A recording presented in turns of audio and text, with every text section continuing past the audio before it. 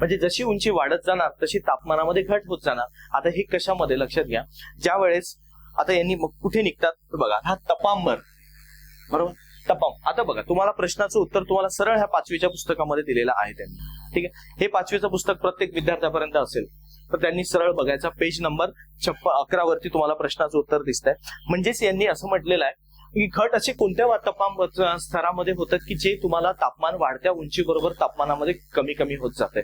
म्हणजे लक्षात घ्या, पृथ्वीचा सर्वात पहिला थर जो आलेला आहे तोच म्हणजे पहिला तपांबर, म्हणजे त्या तपांबर नंतर तपस्तब्दी, म्हणजे अशा पद्धतीने तपस्तब्दी वरच्या थरावरती गेलं की तो थर पूर्णतः स्टेबल होऊन जाणार आहे, स्थिर होणार आहे, तुम्हाला स्टेबिलिटी येणार आहे, म्हणजे त्यामध्ये हवामानाची बदल होणार नाही। याचा अर्थ पहिल्या तपांबर या थरामध्ये होणार।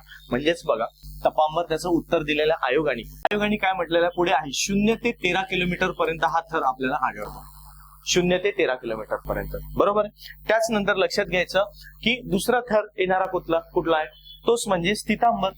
जो दुसरा थर आलेला आहे तो स्थितांबर आपल्याला 13 ते 50 किलोमीटर पर्यंत आढळतो, 13 ते 50 किलोमीटर या अंतरावरती आढळतो पृथ्वीपासून, बरोबर आहे। त्यानंतर येतो आपल्याला दलांबर, आयनांबर। मग हा किती किलोमीटर वरती असेल तर लक्षात घ्या, हा दलांबर किंवा यालाच आपण म्हणतो आयनांबर, बरोबर आहे। म्हणजेच इंग्लिश मध्ये आयनोस्फिअर। म्हणजेच हा किती थरावरती किती अंतरावरती आढळणार पृथ्वीपासून, तर ते लक्षात घ्या। तुम्हाला सरळ सरळ मुद्दा येतो, त्यांनी 80 ते 500 किलोमीटर पर्यंत आलेला असतो, 80 ते 500 किलोमीटर आलेला आहे।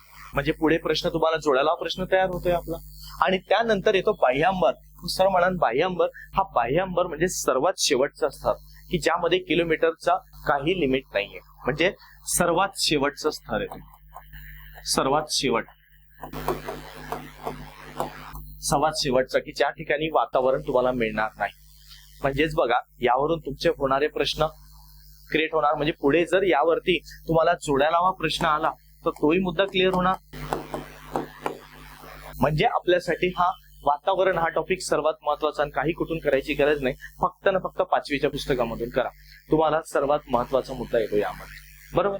म्हणजेच लक्षात घ्या 5वीच्या पुस्तकामध्ये हा मुद्दा आलेला असतो तर आपल्याला ते लक्षात येणं महत्वाचं आहे। म्हणजेच यामध्ये काय होणार, हा जो पहिला थर आलेला आहे तपांबर, मग तपांबरामध्ये वादळ, वारे, ढग, विजा कडकडाट हे सुद्धा या ठिकाणी होणार। म्हणजेच काय, तपांबरामध्ये वादळ येणार, वारे तयार होणार, आपलं विजा तयार होणार, बरोबर आहे, म्हणजे ढगांचा कडकडाट तयार होणार, म्हणजे आभाळ वगैरे कधी गरजता आपण बघतो वादळ वारे ढग तयार होतात, हे सर्वतः क्रिया तपांबर या स्तरामध्ये होत आहे।